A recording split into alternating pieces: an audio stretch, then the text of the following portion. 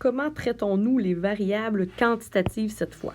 Donc, on a vu au cours précédent comment traiter les variables qualitatives, maintenant les variables quantitatives. Donc, le traitement est différent. Donc, première chose, on distingue deux cas possibles. Dans le cas où on a des quantitatives discrètes, où est-ce que j'ai pas beaucoup de valeurs différentes, donc moins de 10 valeurs distinctes. Par exemple, si je m'intéresse au nombre de frères et sœurs que vous avez, bon, on va avoir 0, 1, 2, 3, 4, peut-être 5 si on est chanceux, mais normalement, on ne devrait pas avoir une panoplie de différentes valeurs à notre question, combien de frères et sœurs vous avez.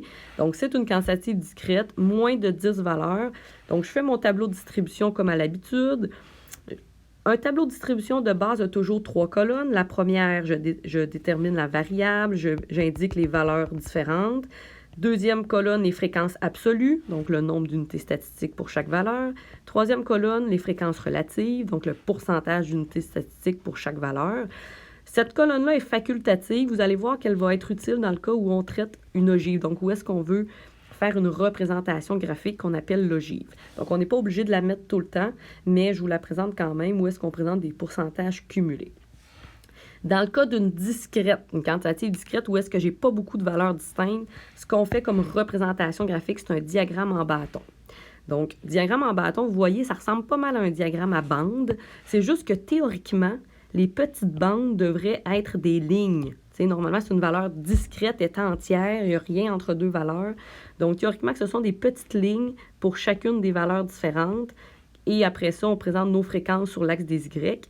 Mais comme avec Excel, vous allez voir, on n'est pas capable de mettre des petites lignes, mais on va essayer de diminuer la largeur de chaque bande au plus petit possible. Donc, c'est ce qui va distinguer les bâtons, là. C'est que la largeur des bandes est très, très petite.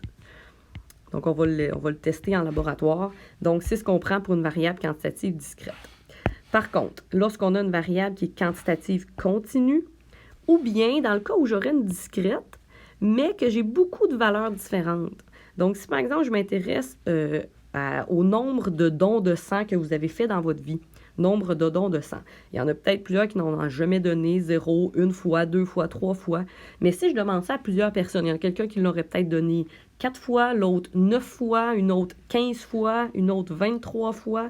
Donc, je peux avoir beaucoup de valeurs différentes, même si c'est une valeur discrète, un nombre de dons de sang. Donc, si jamais j'ai trop de valeurs distinctes, ou si jamais ma variable est quantitative continue, bien dans ce cas-là, je dois regrouper mes valeurs en classes. Donc, je vais aller former des classes avec mes valeurs pour éviter d'avoir un tableau avec trop d'informations. Ça serait très dur, en fait, ça serait très lourd à lire pour quelqu'un là, quand vous présentez un tableau. Donc, on va grouper ça en classes.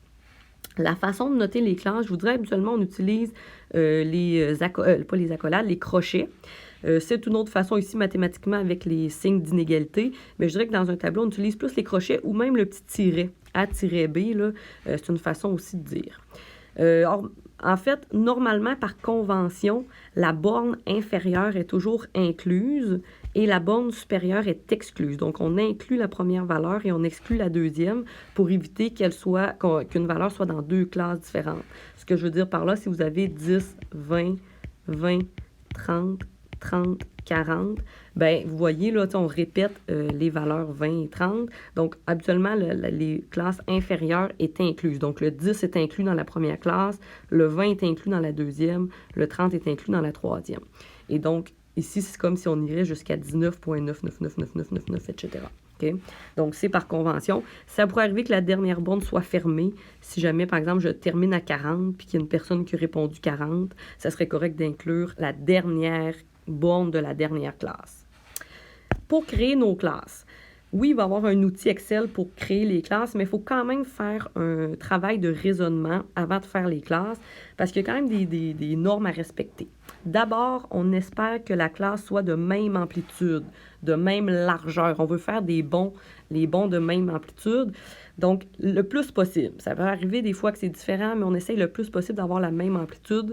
Comme mon exemple ici, vous voyez, j'ai une amplitude de 10. Donc, chacune des classes, j'ai fait un intervalle de 10 entre chacune. Ça pourrait arriver qu'on a des classes ouvertes. Donc, ça, c'est ce qu'on voit dans les exemples. Moins de 10, puis après ça, plus de 40. Donc, ça peut arriver des classes ouvertes, on essaie d'en faire le moins possible, mais dans le cas où on a des valeurs aberrantes, des valeurs qui s'éloignent beaucoup des autres, ça peut arriver qu'on soit obligé de mettre une classe ouverte. Si jamais je m'intéresse, par exemple, à l'âge des étudiants, bon, absolument, les étudiants ont à peu près le même âge, mais si j'ai quelqu'un, un retour aux études, qui a 45 ans, là, la valeur 45, je ne ferai pas des classes de, je dirais, 15, 20, 20, 25, 25, 30, puis là, jusqu'à 45 à cause d'une personne. Donc, je pourrais y aller avec des classes de 15, 20, 20, 25, puis après ça, plus de 25, par exemple. Donc, ça serait un exemple possible.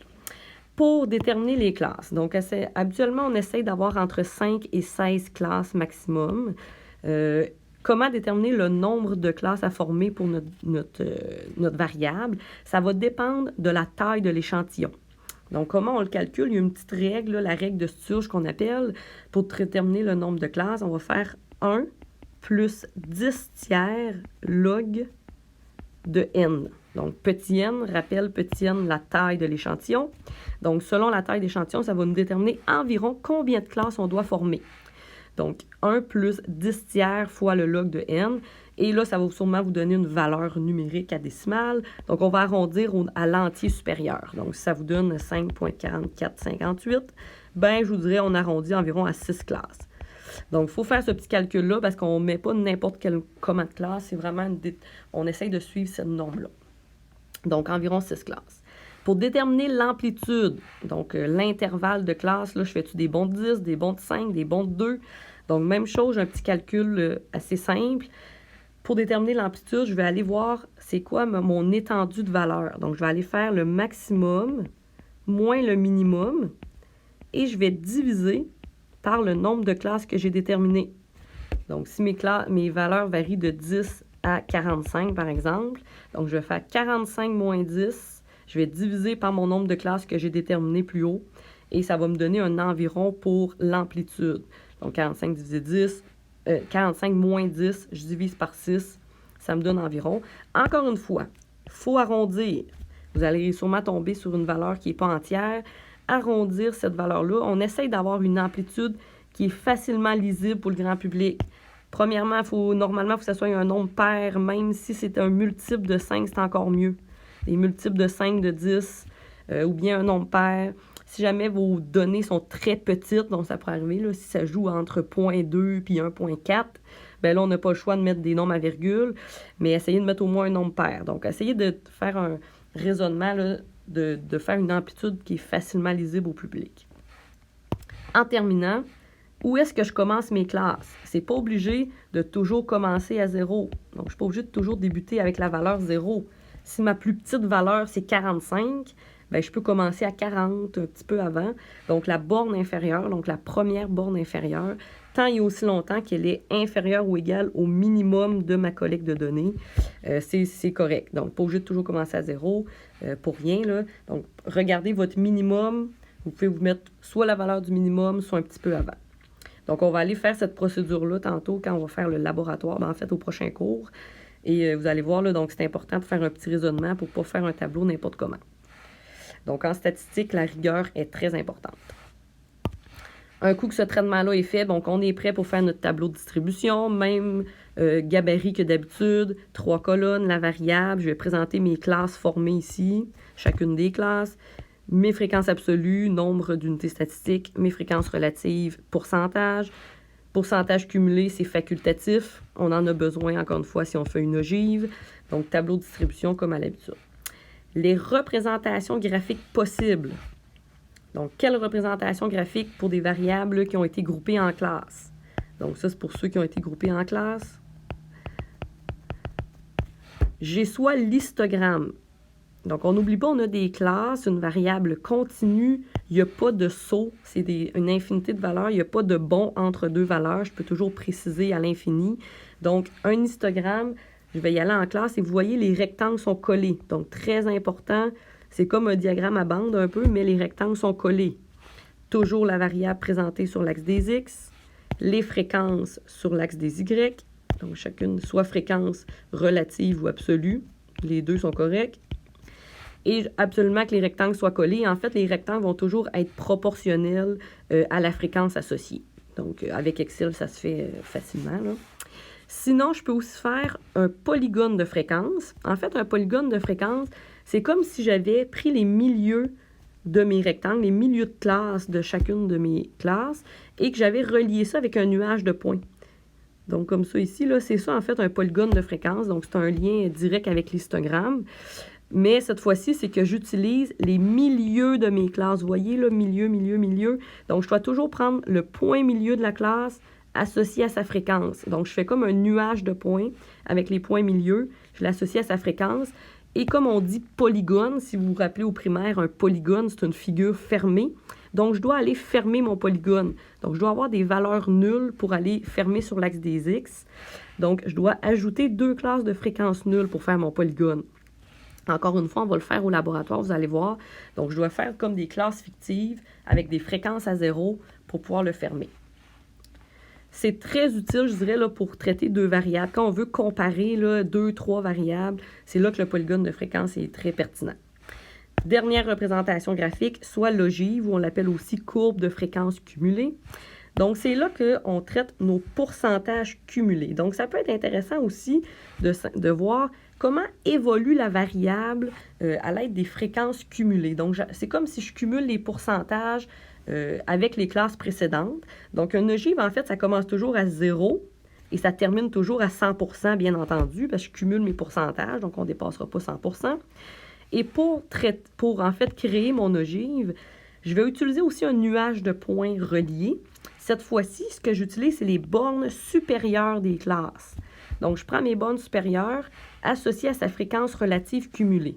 Qu'est-ce que ça veut dire? Si, par exemple, j'ai un tableau avec des classes comme ça, 10, 20, 20, 30, 30, oui, c'est ça, 20, 30, 30, 40.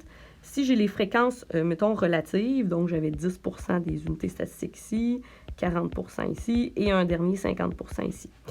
Pourcentage cumulé, ce que ça veut dire, c'est que je cumule les pourcentages avec les classes précédentes. Donc, pour la première, pourcentage cumulé, c'est 10. La deuxième, j'atteins 50%, 40 plus 10. La dernière, j'atteins 100%, 50 plus 40 plus 10. Donc, c'est ça mes fréquences relatives cumulées. Donc, pour faire mon ogive, j'irai chercher mes bornes supérieures associées aux fréquences relatives cumulées. Donc, j'aurai le point 20 et 10%, le point 30 et 50%, le point 40 et 100%. Donc, c'est comme ça que je crée mon ogive et je le relie. Encore une fois, on veut que ça commence à 0. Donc, je vais encore une fois devoir créer une fausse classe, une classe de fréquence nulle pour aller fermer mon ogive à gauche. C'est intéressant, l'ogive, pour une chose, des fois, c'est d'aller rapidement chercher, OK, je voudrais savoir la moitié de mes unités statistiques se situe où. Donc, je vais à 50%. J'ai ça ici. Si, par exemple, je tombe sur une valeur, je ne sais pas moi, de 15, je dis, OK, bien 50% de mes unités statistiques ont moins de 15 ans, par exemple. Donc, ça permet d'aller chercher rapidement des pourcentages. Si vous vous souvenez, quand vous étiez peut-être au secondaire, les rangs centiles, ou donc, si je voudrais aller au 80e rang centile, je vais voir mon 80e rang centile, donc je vais à 80, j'ai ma valeur ici. Si je tombe, par exemple, à 20, bien, je sais que 80% des unités statistiques sont inférieures à la valeur 20. Donc, c'est peut-être la partie intéressante pour l'ogive.